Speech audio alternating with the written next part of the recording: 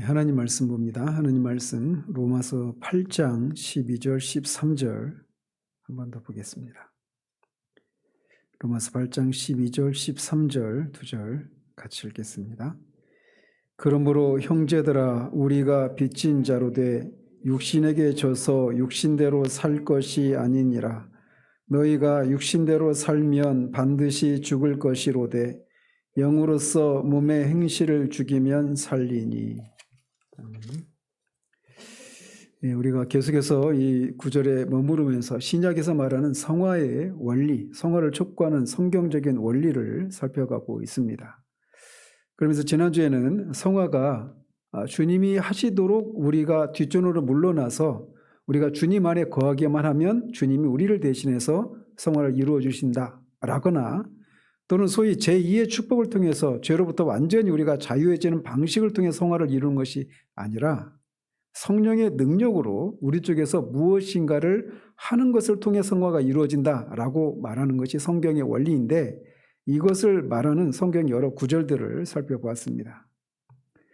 그래서 우리가 지난주에 살펴보았던 것처럼 이 성화, 이 본문 사도 바울만 성화를 그런 식으로 우리 쪽에서 우리가 할 일이 있다라고 말하고 가르치는 것이 아니라 요한이나 야고보나 히브리서 기자나 베드로와 같이 모든 사도들, 성경의 저자들이 다 같은 것을 말하고 있다라고 하는 것을 말씀드렸습니다. 만약에 제2의 축복이라고 하는 영적인 체험을 통해서 죄로부터 우리가 완전해진다라고 하는 완전 성화론이 성경적이라면 또 우리가 수동적으로 주님 안에 거하면서 주님이 우리를 대신해서 죄에 대해서 싸우는 일을 하시도록 해서 우리가 죄에 대해서 승리하는 것이 옳은 가르침이라면 지난주에 살핀 것처럼 바울이나 요한이나 여러 성경의 저자들이 우리에게 성화를 촉구하도록 말하고 있는 이런 모든 것들은 헛된 일이 되고 말 것입니다. 오히려 그런 것을 가르쳐야 되지 않겠습니까? 이런 죄에 대해서 우리가 완전히 승리할 수 있는 영적인 체험의 길이 있다. 이것을 체험하라고 촉구하거나 또는 이런 것을 하라고 권면조차 하지 않을 것입니다. 그저 우리가 주님 안에 거하기만 하면 이런 것이 가능하다라고 그렇게 가르칠 것인데 성경은 우리에게 그렇게 가르치고 있지 않단 말이죠. 계속해서 우리가 이런 말씀을 드리는 것이 여러분들에게는 뭐 이미 다 우리가 알고 있는 것인데 왜 자꾸 이런 걸 반복하냐 이렇게 생각할 수도 있는데 우리가 성화를 이루어가는 이런 일에 있어서 우리가 실패를 하게 되면 항상 우리는 이런 것에 우리가 귀가 솔깃해지고 이런 질이 멸렬하는 삶을 뛰어넘는 어떤 새로운 어떤 신박한 그런 원리들이 없을까? 이렇게 우리가 귀를 기울일 수 있기 때문에 이런 것을 자꾸 반복을 하고 있는 겁니다. 특별히 그래서 오늘 한 번 더 이렇게 살필 터인데 우리가 성화를 이룰 수 있는 것이 이제 우리 쪽에서 해야 되는 일인데 그것이 가능한 근거가 무엇인가라고 하는 것을 살펴보도록 합니다. 특별히 이 13절에서 영으로서 몸의 행실을 죽이면 살리니라고 하는 이 한 구절만으로도 제2의 축복이라고 불리는 영적인 체험을 통해 죄에서 우리가 완전히 자유해질 수 있다. 이런 완전주의 성화로는 기각되어야 합니다. 일은 지속적으로 현재적으로 계속 반복해서 해야 될 일이라고 말해주고 있기 때문에 그래요. 그리고 이런 체험을 했다는 사람들에게는 몸의 행실을 죽이라고 하는 권면은 아무 쓸모가 없는 권면이 되고 말 것이지 않겠습니까? 따라서 영으로서 몸의 행실을 죽이라라고 한 이 하나의 권면만으로도 완전주의 성화로는 설 자리가 없다라고 할 수가 있습니다. 뿐만 아니라 소위 반작용의 원리라고 하는 가르침에서 말하듯이 우리는 아무것도 할 수 없고 다만 주님이 우리를 대신해서 해주시기를 바라면서 잠잠해지라고 하는 가르침 역시 받을 수 없는 것은 마찬가지입니다. 사도는 죄에 대해서 싸우는 이 일, 거룩함을 이루는 이 일에 있어서 그리스도인이 아무것도 할 수 없는 사람이라고 전제하지 않습니다. 오히려 정반대로 우리에게 말해주고 있습니다. 이 반작용의 원리에서는 당신은 아무것도 할 수 없으니 그 모든 것을 주께 맡겨라. 그러면 주께서 당신을 위해서 그 일을 해줄 것이다. 이렇게 말하기만 하면 된다고 가르칩니다. 그러나 어떤 사도가 이렇게 어떤 것을 우리에게 하라고 이렇게 호소하고 권면하고 있는 것은 이 사실은 우리가 이것을 행할 수 있다라고 하는 것을, 우리에게 이런 것을 할 수 있는 가능성이 있다라고 하는 것을 전제하고 있기 때문에 이렇게 무엇인가 하라 또는 무엇인가 하지 말라고 권면하고 있는 거예요. 그리스도인은 거듭난 사람들입니다. 따라서 그리스도인은 절대적으로 무능한 사람이라고 말할 수가 없어요. 그리스도인이 무능하다라고 말하는 것은 반작용의 원리에서 말하고, 반작용 원리에 근거한 성화론을 가르치는 사람들이 전제하고 있는 것처럼 그리스도인은 무능한 사람이다라고 하는 것이 그들의 전제인데, 성경은 결코 우리에게 그리스도인은 무능력, 죄에 대해서 싸우는 이 일에 있어서 무능력한 존재다라고 말하지 않아요. 소극적인 측면에서 먼저 말하자면 사도는 이미 우리에게 그리스도인은 더 이상 죄에 대해서 노예가 아니다라고 말을 합니다. 앞에 6장 17절에서 하나님께 감사하리로다. 너희가 본래 죄의 종이더니 너희에게 전하여 준 바 교훈의 본을 마음으로 순종하여 죄에게서 해방되어 의에게 종이 되었다라고 말합니다. 전에 우리는 죄의 노예였었습니다. 그래서 죄의 지배를 받고 있는 죄의 노예로서 죄를 지을 수밖에 없는 그런 상태에 있었지만, 이제 거듭나서 우리는 결코 그런 상태에 머무르지 않는단 말이죠. 우리는 죄와 허물로 죽어 있었던 사람들이지만, 그래서 그때는 우리가 죄의 노예였고 죄의 지배 아래에 있었습니다. 그러나 이제 더 이상 우리는 그런 상태에 있지 않아요. 또 6장 14절에서도 죄가 너희를 주장하지 못하리니 라고 말합니다. 또 6장 1절 2절에서도 그런즉 우리가 무슨 말을 하리요? 은혜를 더하게 하려고 죄에 거하겠느냐? 그럴 수 없느니라. 왜? 죄에 대하여 우리가 죽었는데 어떻게 그것이 가능하냐라고 반문합니다. 자, 이런 구절들을 통해서 알 수 있는 것처럼 그리스도인은 죄에 대해서 죽은 사람들이기 때문에 죄에 대해서 싸우는 이 일에 있어서 더 이상 우리가 아무것도 할 수 없는 그런 무능력한 존재다라고 말할 수가 없어요. 죄가 더 이상 우리를 주장하지 못합니다. 오히려 죄에 대해서 우리가 싸울 수가 있어요. 죄에 대해서 죽었기 때문에 그렇단 말이죠. 우리는 그리스도인은 더 이상 죄 아래 죽어 있는 상태 가운데 있는 사람이 아닙니다. 그렇기 때문에 그리스도인은 이 사실의 근거에서도, 죄에 대해서 죽은 사람이 그리스도인이다라고 하는 이 사실의 근거에서도 그리스도인은 더 이상 무능한 존재다, 이렇게 무능한 존재다라고 말할 수가 없단 말이죠. 그래서 8장 13절에서도 우리가 이렇게 죄에 대해서 죽은 사람이어서 죄를 이기는 이런 삶이 가능하기 때문에 몸의 행실을 죽이라라고 말하고 있는 거예요. 또 그리스도인이 무능하지 않다라고 말할 수 있는 또 다른 근거가 있다면 7장 5절에서도 우리가 볼 수가 있습니다. 거기에서 보면 우리가 육신에 있을 때에는 율법으로 말미암는 죄의 정욕이 우리 지체 중에 역사하여 우리로 사망을 위하여 열매를 맺게 하였다라고 말을 합니다. 즉 우리가 육신에 있었을 때가 있었다라고 말을 하고 있어요. 육신에 있을 때에는 죄의 정욕이 우리를 넘어뜨려서 우리로 사망을 위해서 열매를 맺게 했었다라고 말하고 있습니다. 그래서 우리가 육신에 있는 동안에는 우리가 이렇게 사망을 위한 열매를 맺을 수밖에 없었단 말이죠. 그러나 그리스도인은 더 이상 육신에 있지 않습니다. 이제는 우리가 얽매했던 것에 대하여 죽었으므로 율법에서 벗어났으니 이러므로 우리가 영의 새로운 것으로 섬길 것이요 율법 조문에 묵은 것으로 아니할지니라 라고 말하고 있습니다. 그래서 8장 9절에서도 만일 너희 속에 하나님의 영이 거하시면 너희가 육신에 있지 아니하고 영에 있나니 라고 말하고 있습니다. 그리스도인은 더 이상 육신에 있는 사람이 아닙니다. 육신의 지배를 받고 있는 사람이 아니에요. 아담의 본성을 아담으로부터 물려받은 타고난 본성, 옛 본성의 지배를 받는 그런 상태에 있지 않다라고 하는 의미에서 육신에 있지 않는 사람이 바로 그리스도인입니다. 그러나 육신에 있는 동안에는 우리가 우리 지체 중에 율법을 통해서 죄의 정욕이 우리 지체 중에 역사에서 죄를 지을 수밖에 없었어요. 그러나 더 이상 그런 육신의 지배 아래 있지 않기 때문에 우리는 죄에 대해서 싸울 수 있는, 죄를 이길 수 있는, 거룩함을 이길 수 있는 그런 상태 가운데 있다라고 성경은 말하고 있습니다. 또 세 번째로 그리스도인이 무능하지 않다라고 하는 것에 대한 또 다른 근거는 그리스도인은 더 이상 율법 아래 있지 않은 사실 때문에도 그렇게 말할 수가 있습니다. 앞에서 언급한 대로 6장 14절에 죄가 너희를 주장하지 못하리니 이렇게 말을 합니다. 그러면서 그 근거를 우리 그리스도인이 법 아래 있지 않고 은혜 아래 있기 때문이다라고 말을 합니다.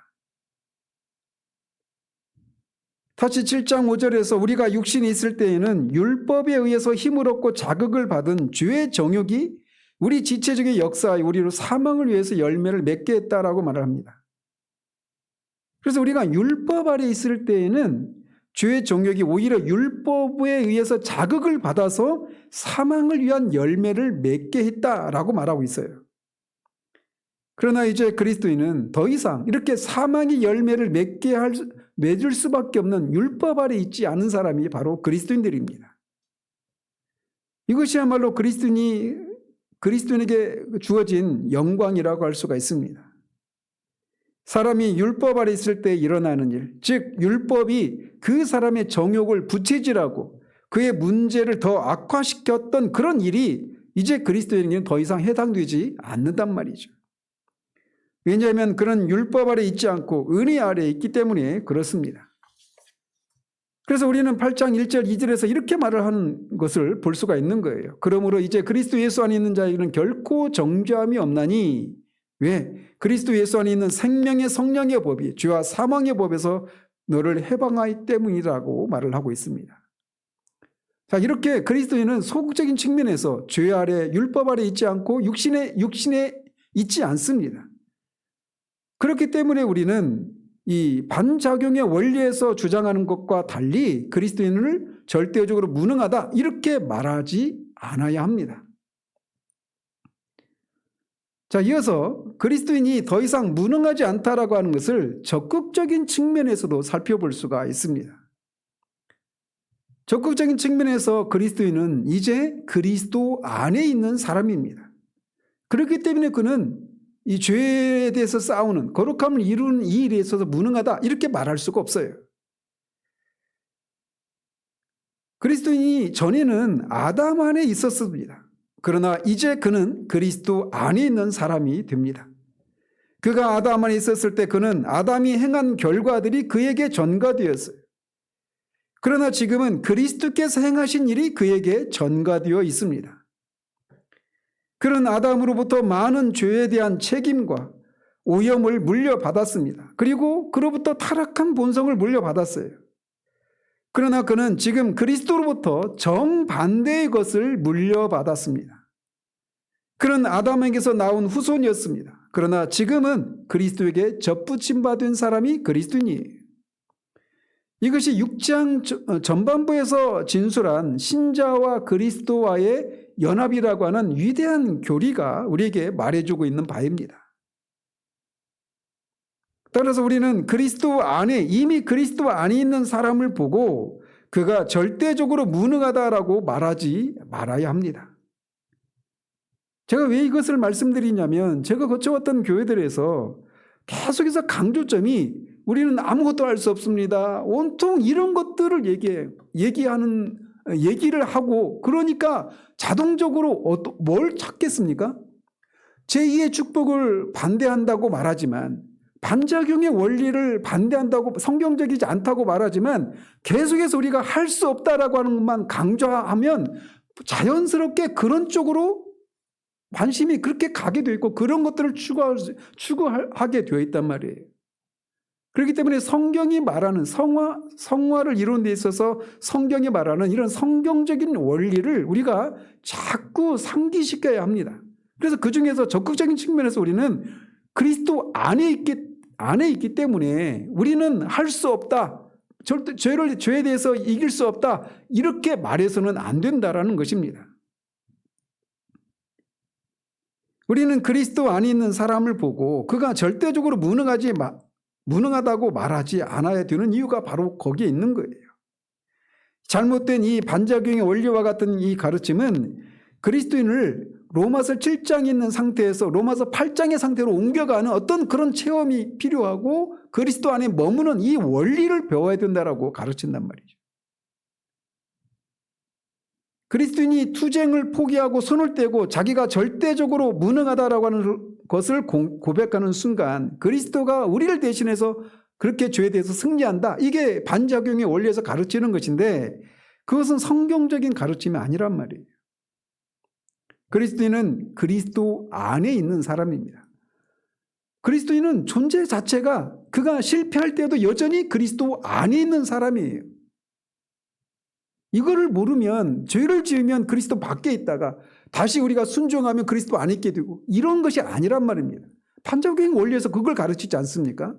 근데 머리로는 교리적으로는 반작용의 원리가 성경적이지 않다고 말하면서도 실천적인 측면에서는 자꾸 우리가 할 수 없다라고 하는 이 반쪽짜리만 강조하다 보니까 자꾸 이런 대로 가게 되었단 말이에요.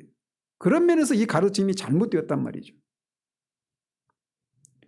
자, 그리스도인이 더 이상 무능하지 않다라고 하는 적극적인 측면에서 두 번째는 뭐냐면 그리스도인은 하나님께 대해서 살아있는 사람이기 때문이기도 합니다.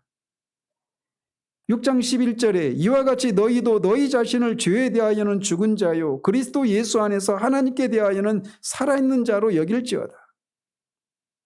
여기서 여길지어다라고 말하는 것은 사실이 아닌데 사실인 것처럼 그렇게 가장해라 이런 의미가 아니라고 말씀드렸죠. 이게 우리의 사실이기 때문에 이거를 믿음으로 그렇게 받으라, 믿음으로 여기라고 말하고 있는 거예요. 실제로 모든 그리스도인은 하나님께 대하여 살아있는 사람들입니다. 그는 지금 살아있는 사람이요 하나님의 은혜로운 모든 역사에 대해서 해방을 받은 사람입니다. 하나님께 대하여 살아있고 사망으로부터 살아난 사람이 그리스도인이에요. 더 나아가서 그리스도인은 전에는 율법 아래 있었지만 지금은 은혜 아래 있는 사람입니다. 5장 뒷부분에서 우리는 율법이 들어온 것은 범죄를 더하게 하려 함이라 그러나 죄가 더한 곳에 은혜가 더욱 넘쳤나니 라고 하는 말을 듣습니다. 그러니까 우리가 율법 아래 있을 때 율법이 우리를 지배하지 않았습니까? 그런데 우리가 은혜 아래 있게 되었는데 은혜가 더욱 넘친다라고 말하고 있어요. 죄가 더한 곳에 은혜가 더욱 넘쳤나니 이는 죄가 사망 안에서 왕노릇한 것 같이 은혜도 또한 의로 말미암아 왕노릇하여 우리 주 예수 그리스도로 말미암아 영생에 이르게 하려 함이라 라고 말합니다. 그래서 사망이 왕노릇할 때보다 은혜의 왕노릇이 더 크고 더 넘친다라는 거예요. 은혜의 왕노릇 아래 있는 사람들은 결코 절대적으로 무능한 사람이라고 묘사할 수가 없는 것입니다. 이렇게 그리스도인은 은혜 안에 있는 사람, 은혜의 통치를 받는, 은혜의 지배를 받는 사람이기 때문에 그리스도인은 나는 죄에 대해서 이기는 이런 것에 대해서 무관하고 죄를 이길 수가 없어요. 이렇게 말할 수가 없는 사람이라는 것입니다. 또다시 그리스도인이 죄에 대해서 싸우는 성화를 이루는 일에 있어서 무능하다라고 말할 수 없는 또 다른 근거는 적극적인 측면에서의 또 다른 근거는 그리스도인은 자기 속에 새 생명의 원리를 가지고 있는 사람이기 때문에 그렇습니다. 그저 예수를 믿기로 하고 내가 그 마음을 새롭게 하고 새로운 결심을 품었기 때문에 그 죄를 이기는 일에 있어서 가능하다 이렇게 말하는 것이 아니라 그는 새 생명의 원리를 가진 사람이 되었다라는 겁니다. 그리스도 예수 안에 있는 생명의 성령의 법이 죄와 사망의 법에서 너를 해방하였음이라 라고 말합니다. 8장 2절에서 이렇게 말하고 있는데 이것은 앞에서 말씀드렸던 것처럼 특별한 성령 체험을 한 몇몇 특별한 그리스도인에게만 해당되는 진술이 아닙니다. 이것은 모든 그리스도인에게 해당되는 것이라고 하는 것을 이미 살펴본 바가 있습니다. 그리스도인은 더 이상 죄와 사망의 법 아래에 있지 않습니다. 이제 그에게는 새 생명이 있습니다. 베드로는 그것을 신성한 성품에 참여하는 자가 되었다라고 말을 합니다. 이렇게 새 생명의 원리를 가진 사람, 새 생명, 신의 성품에 참여한 사람이 어떻게 절대적으로 무능한 사람이다라고 그렇게 고백을 해야 된단 말입니까?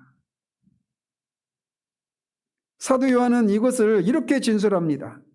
하나님께로부터 난 자마다 죄를 짓지 아니하나니 이는 하나님의 씨가 그의 속에 거함이요 그도 범죄하지 못하는 것은 하나님께로부터 났음이라. 여기서 말하고 있는 하나님의 씨는 하나님의 생명의 씨앗, 새 본성의 씨앗, 그에게 주어진 새 생명의 원리를 말합니다. 다 같은 거예요. 새 생명, 또 신의 성품에 참여했다, 생명의 씨앗, 하나님의 씨앗이 그 안에 심겨졌다, 다 같은 얘기입니다. 이것이 그리스도인 안에 있습니다. 헬리스 쿠가리에 말했던 것처럼 영혼 안에 있는 하나님의 생명을 말하는 거예요. 그리고 이것이 계속해서 그 사람 안에 머물러 있습니다. 그런데 그런 사람이 그리스도인인데, 그리스도인이 어떻게 절대적으로 무능한 사람이다, 할 수 없다, 죄를 이기는 일에 스스로는 아무것도 할 수 없다, 이렇게 말할 수 있느냐라는 거예요. 또 다른 시각에서 그리스도인이 무능하지 않은 것은 에베소서 4장 16절을 통해서도 우리가 알 수가 있습니다. 거기에서는 사도는 그리스도인들은 우리가 그리스도의 몸의 지체라고 하는 사실을 상기시켜주고 있습니다. 그에게서 온 몸이 각 마디를 통하여 도움을 받음으로 연결되고 결합되어 각 지체의 분량대로 역사하여 그 몸을 자라게 하며 사랑 안에서 스스로 세우느니라. 그리스도가 머리이고 그리스도의 생명이 모든 지체를 통해서 모든 몸에 미치지 않습니까? 그런 것처럼 그리스도인은 이제 그리스도의 몸의 지체라고 말을 하고 있어요. 그리고 머리인 그에게 연합되어 있다라고 말합니다. 그리스도인은 이렇게 그리스도와 연합을 이루고 있는, 그래서 머리 되신 그리스도로부터 생명을 공급받는 그런 사람이기 때문에 그리스도인은 아무것도 할 수 없다, 절대적으로 무능하다, 이렇게 말할 수가 없다라는 것입니다. 그리스도인은 새 성품을 가지고 있는 사람입니다. 그 결과 그는 새로운 동기와 새로운 욕망을 가지고 있는 사람입니다. 그래서 그 변화가 얼마나 놀라운지 이전 것은 지나갔으니 보라 새 것이 되었도다, 새로운 피조물이라고 말을 할 수밖에 없다고 말을 합니다. 그래서 그리스도인은 하나님의 계명이 더 이상 자기에게 무겁지 않다라고 말할 수 있는 사람입니다. 하나님의 계명들은 중생하지 못한 사람들에게는 매우 무겁습니다. 그러나 중생한 사람에게는 그렇지 않습니다. 이 사람은 새 생명을 가지고 있고 새로운 사고방식과 새로운 욕망을 가지고 있고 모든 것이 새롭습니다.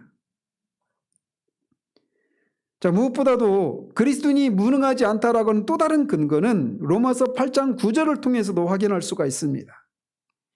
즉 그리스도인 안에는 하나님의 성령이 거하신다라는 사실이에요. 만일 너희 속에 하나님의 영이 거하시면 너희가 육신에 있지 아니하고 영에 있나니 누구든지 그리스도의 영이 없으면 그리스도의 사람이 아니라라고 말합니다. 즉 모든 그리스도인에게는 성령이 그 안에 계신다라고 말하고 있는 거예요. 그런 다음에 11절에 예수를 죽은 자 가운데서 살리신 이의 영이 너희 안에 거하시면 그리스도 예수를 죽은 자 가운데서 살리신 이가 너희 안에 거하시는 그의 영으로 말미암아 너희 죽을 몸도 살리시리라라고 말을 합니다. 또 고린도전서 6장 19절에서도 너희 몸은 너희가 하나님께로부터 받은 바 너희 가운데 계신 성령의 전인 줄을 알지 못하느냐라고 말합니다. 즉 그들 안에 성령이 거하신다고 말하고 있어요. 그런데 이렇게 말하고 있는, 이 말을 듣고 있는 고린도 교인들이 어떤 사람들입니까? 그렇게 문제 많았던 그런 그리스도인, 그런 사람들 아니었습니까? 그래서 사도가 그들을 그리스도 안에서 어린아이라고 하는 이런 책망조로 너희가 육신에 속한 자로다 이렇게 책망을 하지 않았어요? 그런데 그런 그들 안에도 성령이 거하신다라고 말하고 있어요. 그리고 마치 그것을 알지 못하는 것이 이상한 일이라고 그렇게 말하고 있단 말이에요. 이 구절을 통해서도 모든 그리스도인들 안에 성령이 거하신다라고 하는 사실을 우리가 알 수가 있습니다. 그런데 우리 안에 거하시는 성령님은 그냥 가만히 거하시면서 우리의 예배를 받으시기 위해서 속된 말로 애헴하고 가만히 계시는 분이 아니라고 성경은 우리에게 말해주고 있습니다. 그분은 우리 속에서 역사하고 있고 우리에게 능력을 부여하시고 어떤 힘을 주고 계신다라고 말하고 있습니다. 그런 열심을 내시되 야고보 사도에 의하면 너희는 하나님이 우리 속에 거하게 하신 성령이 시기하기까지 사모하신다는 말씀을 헛된 줄로 생각하느냐라고 말해서 성령이 우리 안에 내주하시면서 하시려고 하시는 이 일을 이루시는 데 있어서 시기하기까지 열심을 내시는 분으로 그렇게 우리 안에 내주하신다고 말하고 있습니다. 성령에 거하시는 하나님의 자녀들에게 해당되는 진리를 사도 요한은 이렇게 말을 합니다. 요한일서 4장 4절에 자녀들아 너희는 하나님께 속하였고 또 그들을 이기었나니 이는 너희 안에 계신 이가 세상에 있는 자보다 크심이라 라고 말합니다. 즉 우리 안에 계신 성령님이 세상에 있는 자 누굽니까? 마귀보다 크다라고 말을 하고 있어요. 바로 그분이 마귀보다 큰 분이신 성령, 마귀보다 큰 존재는 하나님밖에 없습니다. 바로 그 성령님이 세상에 있는 존재인 마귀보다 큰 존재로 우리 가운데 있단 말이에요. 자, 우리에게 루터가 말했던 것처럼 죄와 육신과 마귀, 이게 신자의 3대 원수라고 말하지 않습니까? 우리가 세상의 유혹을 이기지 못하고 세상에 넘어지는 이런 일들이 있단 말이에요. 그래서 우리가 세상을 이길 수 없다 이렇게 말하는데 우리가 세상에 있는 자보다 큰 분이신 성령님 우리 안에 거하신다라고 사도는 말하고 있어요. 그래서 무릇 하나님께로부터 난 자마다 세상을 이기느니라 라고 말합니다. 세상을 이기는 승리는 이것이니 우리의 믿음이니라. 즉 신자는 세상을 이길 수 있다라고 말하고 있는 거예요. 신자 자신의 힘만으로 그런 것이 아니라 신자 안에 성령, 세상에 있는 자보다 큰 분이신 성령님이 거하시기 때문에 우리가 세상을 이길 수 있다라고 말하고 있어요. 그러면서 그 성령이 세상에 있는 자보다 큰 분이신 성령님이 우리 안에 계셔서 우리가 세상을 이길 수 있다라고 하는 이 믿음이 우리가 세상을 이길 수 있게 한다라고 말하고 있단 말이에요. 성령님이 우리 안에 계시기 때문에 그리스도인은 절대로 무능력하다라고 말할 수가 없습니다. 또 우리 안에 계신 성령님에 대해서 빌립보서에서는 이렇게 말을 합니다. 사도는 먼저 우리에게 두렵고 떨림으로 너희 구원을 이루라라고 말하면서 너희 안에 행하시는 이는 하나님이시니 자기의 기쁘신 뜻을 위하여 너에게 소원을 두고 행하게 하신다라고 말합니다. 성령님은 우리 안에 가만히 우리의 예배와 경배를 받으시기 위해서 가만히 우리를 기다리시는 그런 분이 아니십니다. 성령님은 우리 안에서 소원을 두고 행하십니다. 그래서 우리가 두렵고 떨림으로 구원을 이루어야 한다라고 하는 권면을 받는 것은 나 혼자만 하는 것이 아니기 때문에, 즉 성령께서 내 안에 계셔서 내가 절대적으로 무능하지 않기 때문에 두렵고 떨림으로 우리 구원을 이루라고 하는 권면을 받는 것입니다. 성령님은 신자 안에 역사하셔서 소원을 두고 성화를 이루도록 그렇게 힘을 주시고 동기를 부여하시고 그런 어떤 인도하신단 말이죠. 또 에베소서 2장 9절과 10절에서 사도는 중생하지 못한 사람과 중생한 사람의 신분과 위치를 대조시킵니다. 그럼 먼저 9절 앞에서 구원은 행위에서 난 것이 아니라고 말합니다. 왜 구원이 행위에서 난 것이 아니라고 말하냐? 행위로 우리가 구원받는 것이 아니라고 말하냐면 그 이유를 이는 왜냐하면 누구든지 자랑하지 못하게 함이니라 이렇게 말을 합니다. 즉 우리가 행위로 구원을 받았다면 우리가 자랑할 것이 있겠죠. 그러나 행위로 구원받지 않았다라는 거예요. 왜? 자랑할 것이 없도록 하기 위해서.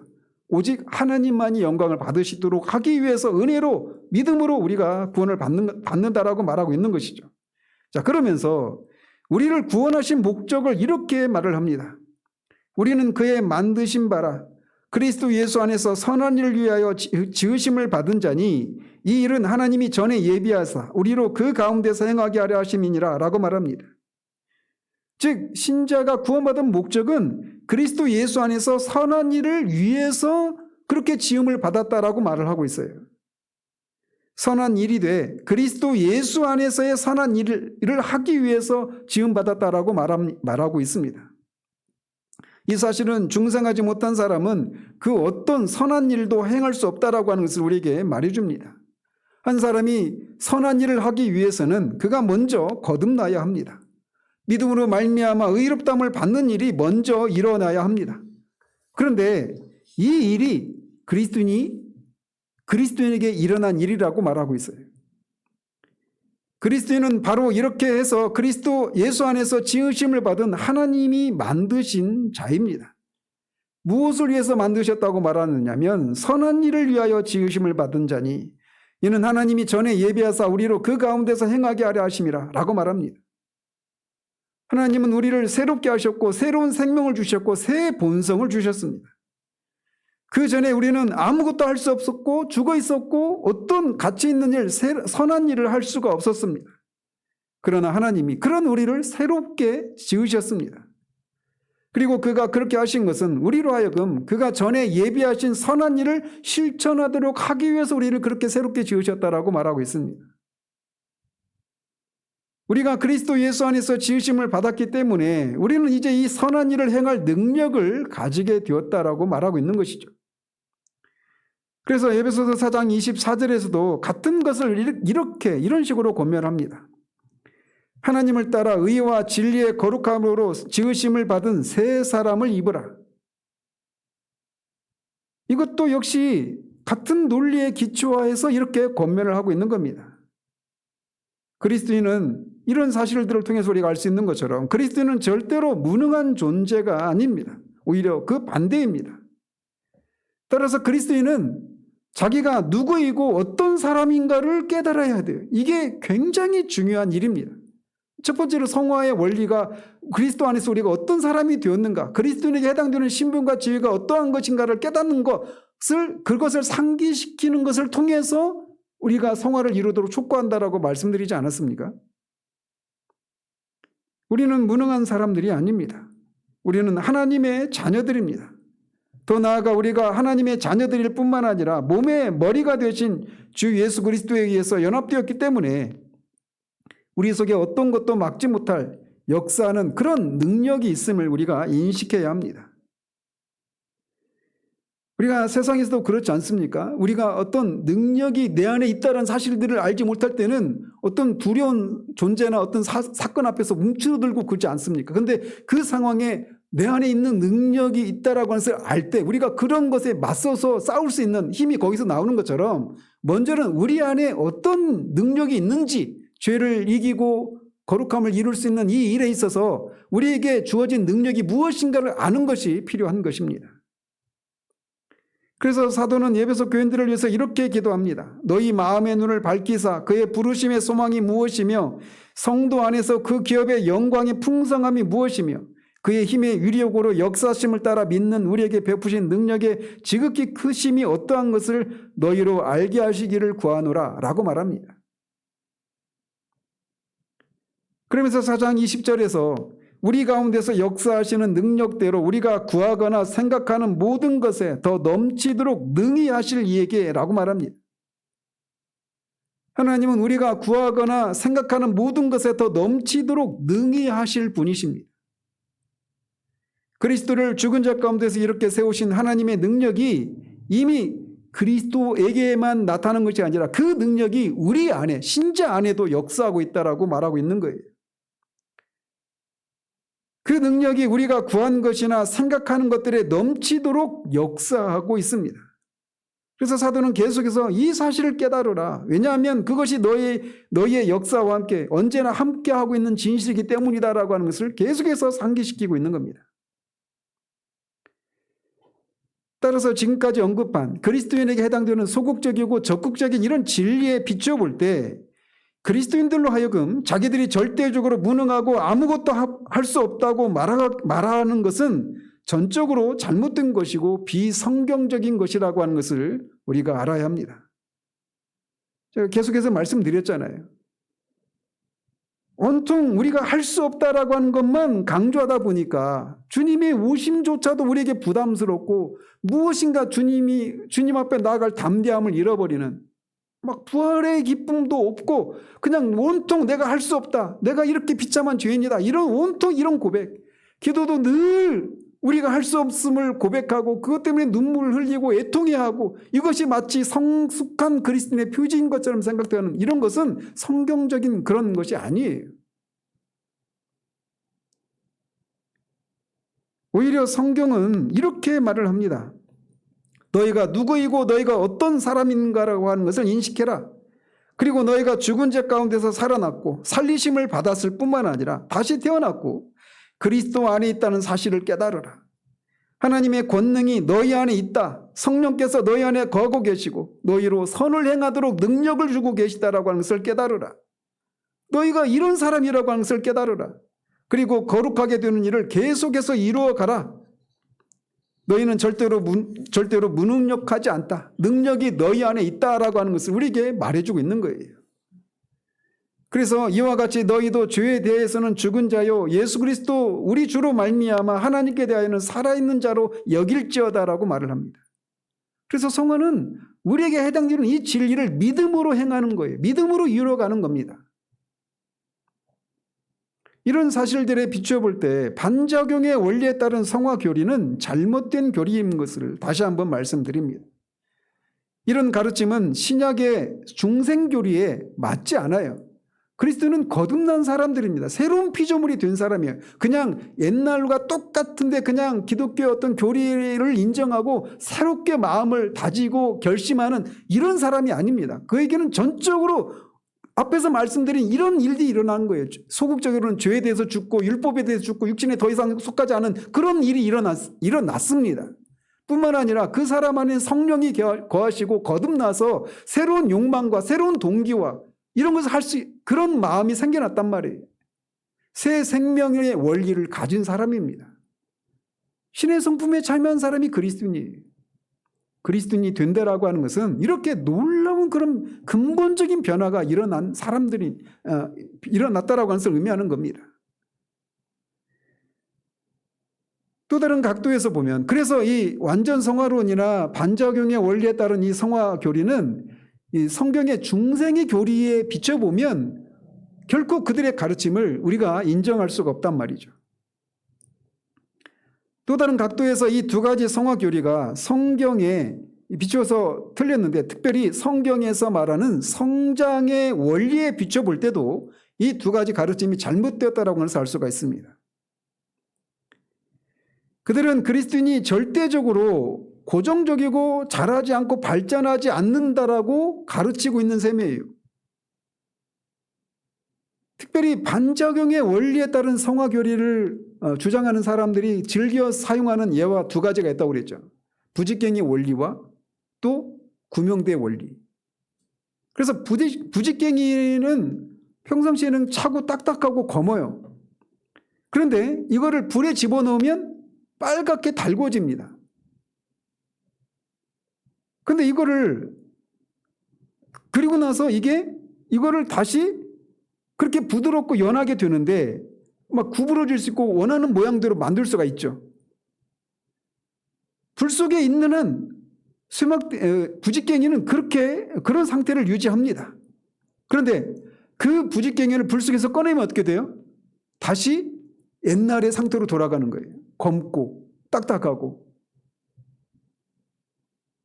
즉, 이 예화가 담고 있는 이 원리를 잘 살피면 어떻게 말하고 있느냐면 신자에게 이 부직갱이는 근본적인 변화가 일어나는 게 아니죠.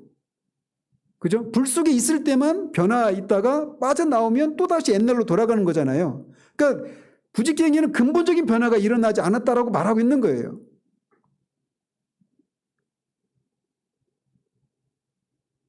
영적으로 적용하면 그리스도인은 그리스도 안에 거하는 동안만 승리를 체험할 수 있다. 이렇게 말하고 있는 겁니다.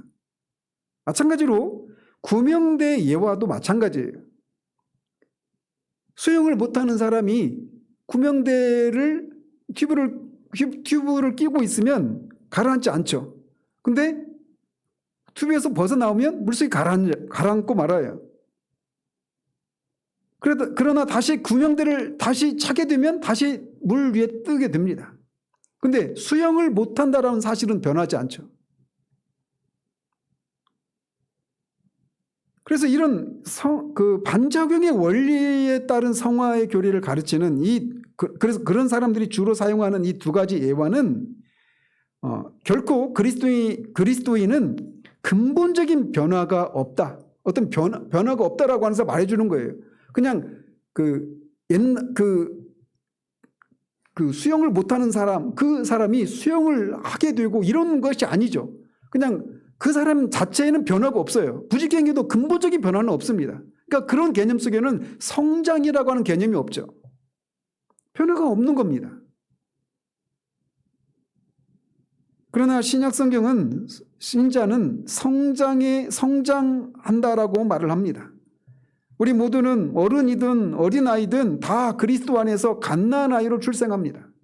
거듭나는 것으로부터 출발하니까 모든 사람은 나이가 들어서 믿은 사람이나 어려서부터 믿은 사람이나 똑같이 그리스도 안에서 어린아이로 갓난아이로 출생을 하고 그렇게 출발을 합니다.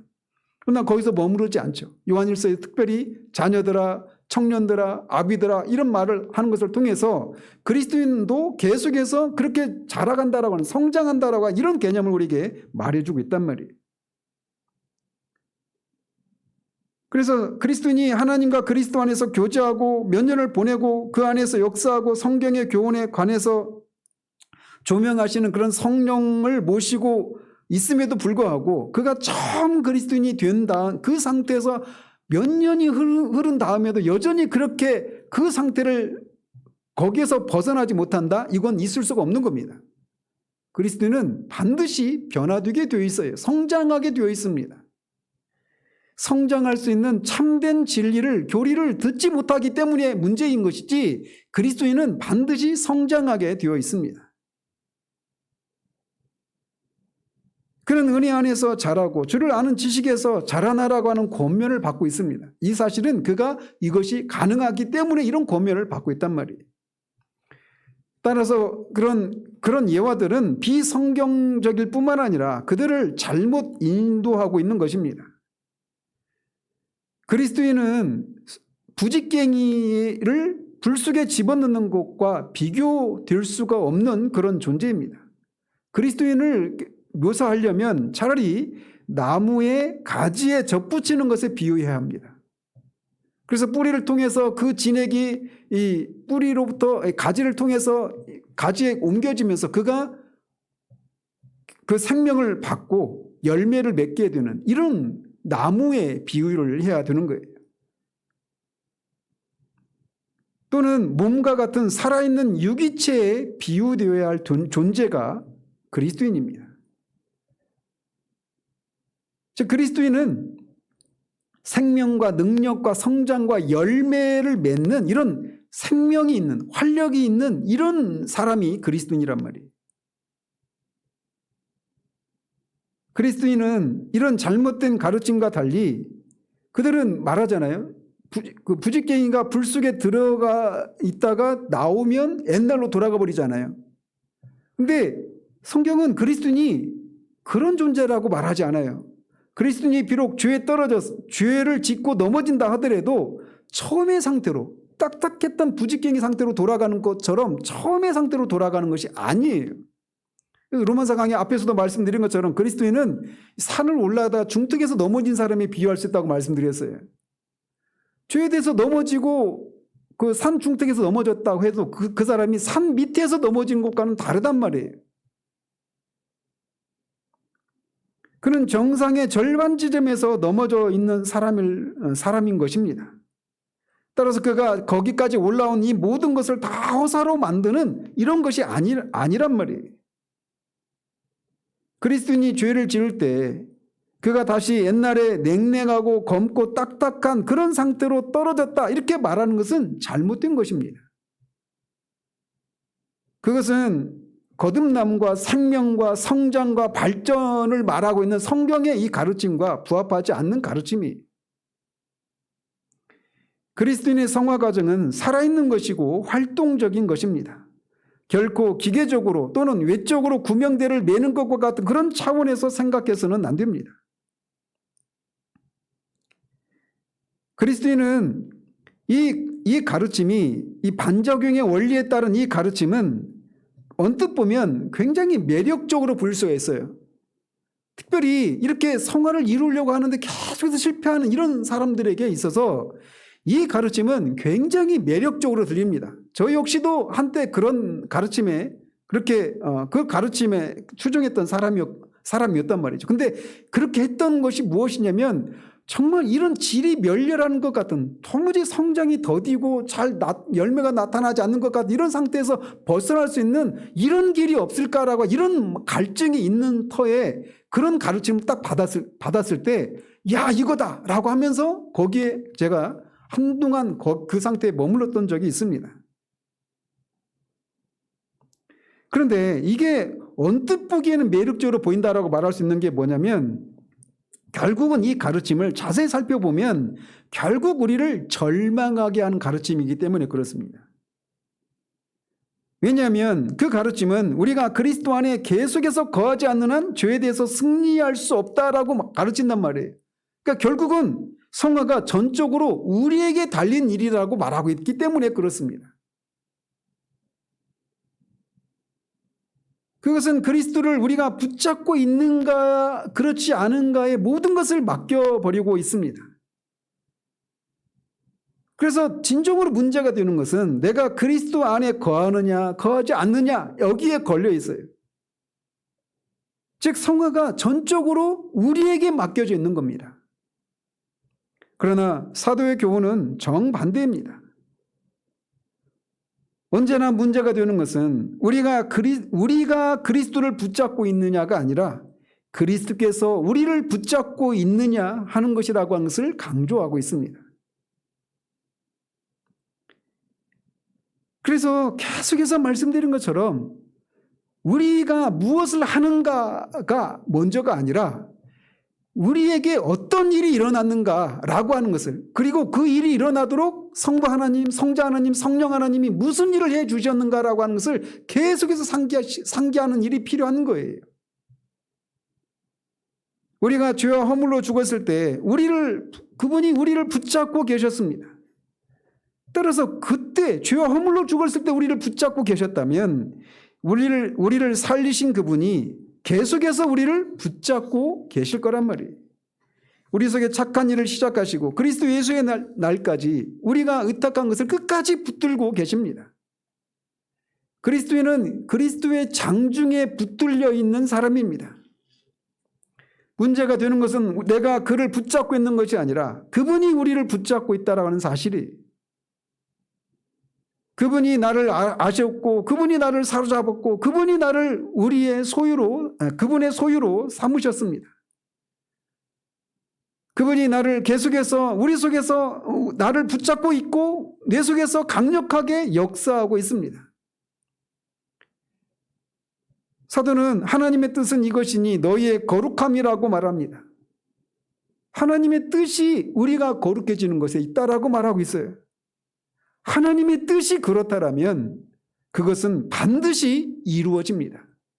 만약에 그 일이 이루어지지 않으면 하나님은 주권자가 아니시게 되는 거예요. 하나님의 목적은 우리의 거룩에 있습니다. 우리가 그분의 자녀답게 그분이 거룩하신 것처럼 우리도 그분과 같이 거룩해지는 것에 있어요. 따라서 이것을 위해서 우리의 모든 삶이 펼쳐지는 겁니다. 어떤 결핍도 풍요로움도 안락함도 순탄하지 않은 삶도 이 모든 것은 다 이것을 위해서 우리에게 펼쳐지는 거예요. 그런데 그것을 위해서 이 하나님이 우리에게 그런 모든 삶을 펼치고 계시는데 그분의 말씀의 권면을 우리가 듣지 않으면 어떻게 됩니까? 즉 우리 몸의 행실을 죽여라, 땅에 있는 지체를 죽이라 라고 이런 말씀의 권면을 듣지 않으면 하나님은 우리를 징계를 하십니다. 그래서 우리에게 질병을 내리시기도 하시고 우리의 삶이 이런저런 어떤 결핍과 어려움에 처하기도 하시고 우리가 사랑하는 것들을 취해 가시기도 하십니다. 그가 받으시는 아들마다 징계하신다라고 말합니다. 주께서 그 사랑하시는 자를 징계하신다라고 말하고 있어요. 이 사실은 우리가 하나님의 손에 있고 그분이 우리의 아버지시고 그분이 우리를 완전하게 하신다라고 하는 것을 말해주고 있는 겁니다. 이 일은 내가 그분을 붙잡고 있는 것에 달려있지 않아요. 나를 붙잡고 있는 분은 하나님이십니다. 때로는 우리가 그분의 손을 놓을지라도 하나님은 우리의 손을 놓지 않으십니다. 우리를 붙잡고 있는 분은 하나님이십니다. 하나님께서 우리 안에서 그의 영을 주셨습니다. 그리고 그 영은 우리 안에서 강력하게 역사하셔서 우리로 하여금 소원을 두고 그분의 기쁘신 뜻을 행하도록 하십니다. 따라서 이 교훈은 우리를 낙담케 하는 것이 아니라 우리에게 용기를 북돋아주는 것입니다. 그렇기 때문에 우리가 절대적으로 무능하다고 말하지 말아야 합니다.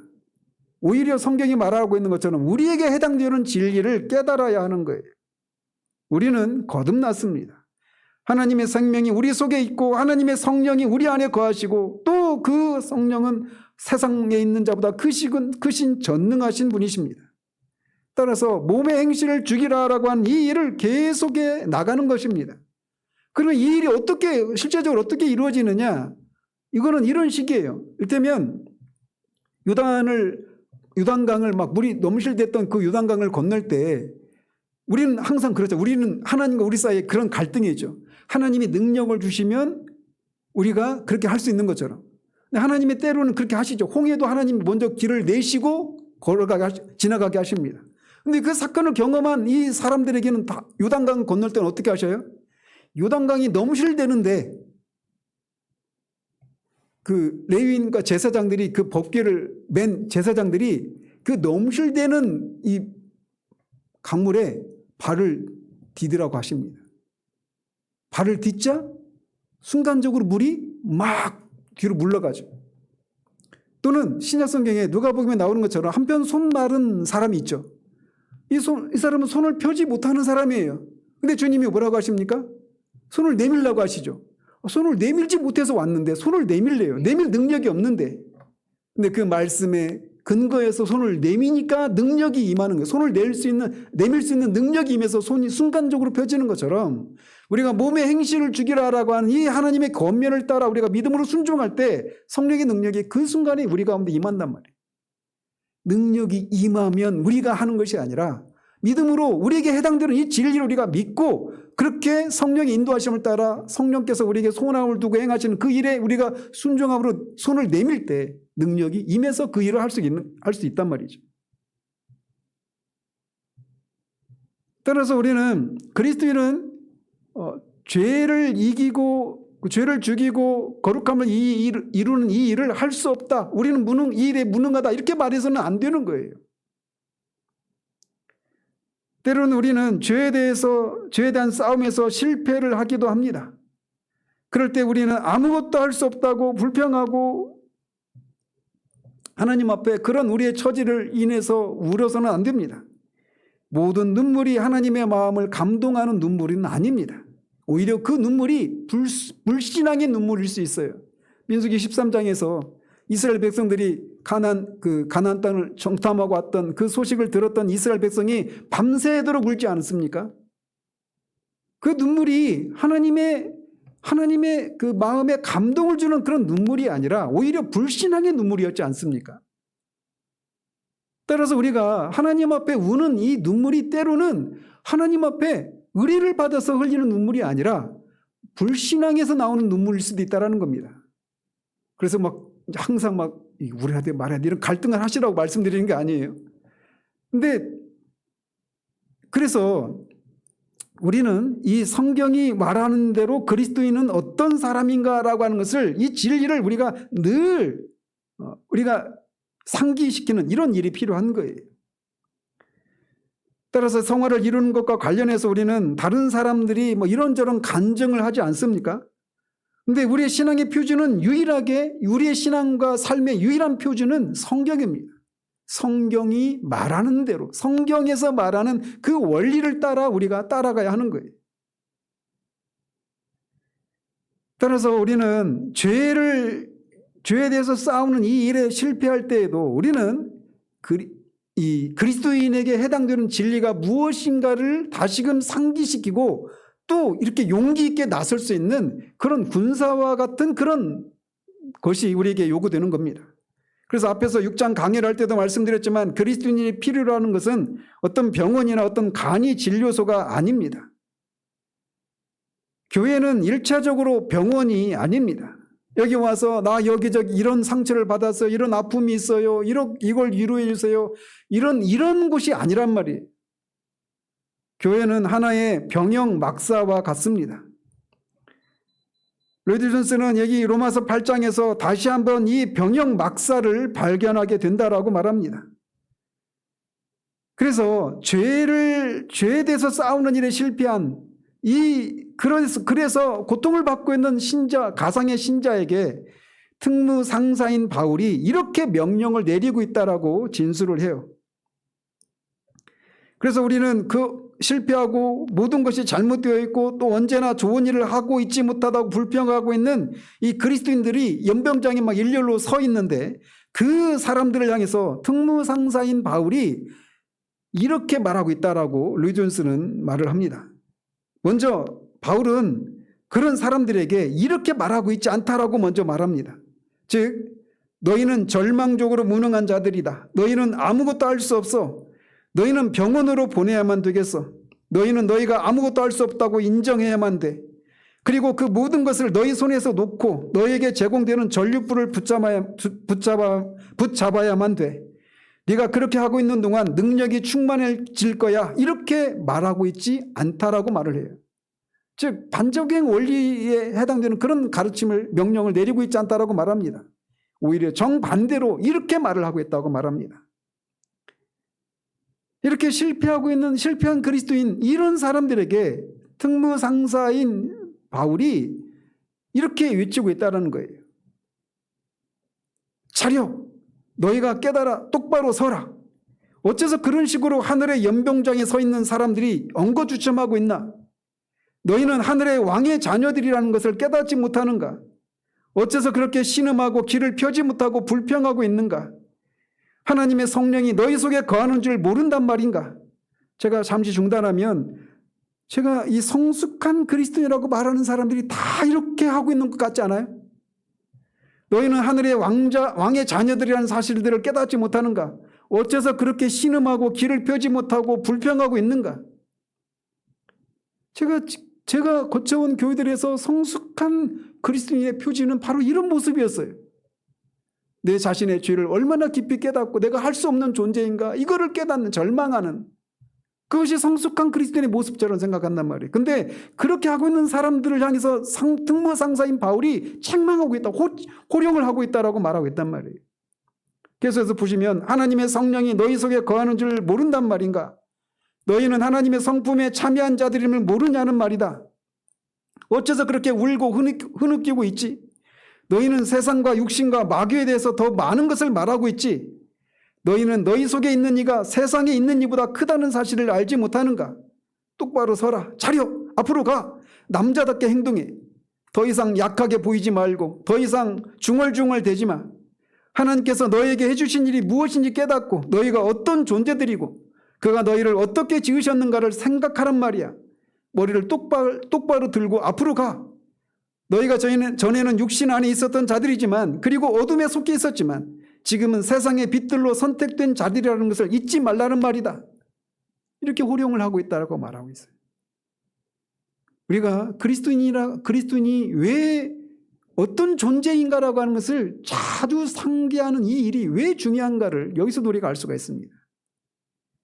그러니 비록 우리가 때로 넘어지더라도 우리의 변하지 않는 신분과 위치를 기억하고 우리 안에 주어진 능력이 무엇인가, 우리 안에 계신 분이 어떤 분이신가라고 하는 것을 우리가 기억하면서 계속해서 거룩함을 이루어가는 이 일을 정진해가는 그런 우리들 되기를 바랍니다. 내게 능력 주시는 자 안에서 우리는 모든 것을 할 수 있습니다.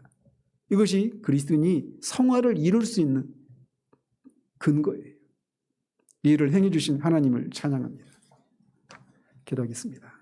하나님 아버지, 사도 바울을 통해서 또 많은 성경의 저자들을 통해서 신자가 성화를 이룰 수 있는 것이 가능한 그 근거들을 우리가 살폈습니다. 그리스도인은 죄를 이기고 거룩함을 이루는 일을 할 수 없다라고 하는, 그렇기 때문에 우리는 아무것도 하지 않고 주님이 우리를 대신해서 해 주시도록 가만히 우리가 뒤로 물러가 있어야 된다라고 하는, 교리적으로 그렇게 가르치든 아니면 실천적으로 우리를 결국은 그 교리를 향하도록 하는 그런 가르침이든 이것은 결코 성경적인 것이 아니라고 하는 사실을 우리가 다시 한번 살핍니다. 그리스도는 아무것도 할 수 없는 존재가 아닙니다. 왜? 그리스도는 더 이상 죄 아래 있지 않고 율법 아래 있지 않고 육신에 있지 않기 때문입니다. 그리스도는 이제 더 적극적으로 우리는 새 생명 가운데 있고 우리가 그리스도 안에 있는 사람들이고 그리스도와 머리 되신 그리스도와 연합을 이루고 있는 그리스도의 몸의 지체들이 되었고 우리 안에 성령이 거하시기 때문에 그렇습니다. 우리 안에 거하시는 성령님은 세상에 있는 자보다 크셔서 세상을 우리가 이길 수 있고 성령님은 우리에게 우리의 예배와 경배를 받으시기 위해서 애헴하고 자리하고 그냥 머물러 계시는 분이 아니라 우리 안에서 소원함을 두시고 우리에게 힘을 주시고 능력을 주시고 우리를 거룩하게 하도록 하기 위해서 시기하기까지 열심을 내시는 그런 분으로 우리 안에 거하시기 때문에 그리스도인은 죄를 이길 수 있고 또 거룩함을 이룰 수 있다라고 하는 이 진리를 우리가 늘 상기하는 우리들 되기를 원합니다. 우리는 얼마나 우리에게 해당되는 이 진리를 잊고 할 수 없는 실패한 우리들의 모습만 보며 울고 슬퍼하며 그리고 그렇게 우리가 할 수 없는 사실을 깨닫게 된 그것이 우리가 뭔가 대견한 사람이고 성숙한 사람이라고 착각하며 그 눈물 가운데 거하는 것이 믿음의 길이고 우리가 성장한 성숙한 그런 그리스도인이라고 하는 잘못된 이런 가르침에 우리가 속아서 수많은 날들을 보내고 그리스도 안에서 그리스도를 통해서 하나님이 우리에게 이루어 놓으신 이 일들을 우리가 믿음으로 행할 때 정말 훨씬 더 많은 성장을 이룰 수 있는 그 시간을 낭비하는 경우들도 많은 것을 봅니다. 하나님, 또 많은 사람들은 이 일을 즐거워하고 그렇게 가기를 원했지만 실패하고 그 오랜 세월 동안 그렇게 자포자기하는 심령으로 그렇게 머물러 있고 더 이상 어떤 소망도 품지 않은 듯한 그런 모습으로 그렇게 사는 사람들도 참으로 많이 있는 것을 봅니다. 아버지 하나님, 다시금 그리스도인에게 해당되는 진리를 우리에게 다시금 상기시켜 주셔서 정말 다시금 이렇게 우리에게 외치는 이 특무상사의 소리를 듣고 남자답게 일어나서 거룩함을 이루어가는 이 일에 또 다시 재정비를 하고 그 길을 걸어 나갈 수 있는 우리들 될 수 있도록 우리를 이끌어 주시기를 원합니다. 예수 그리스도 이름으로 기도합니다. 아멘.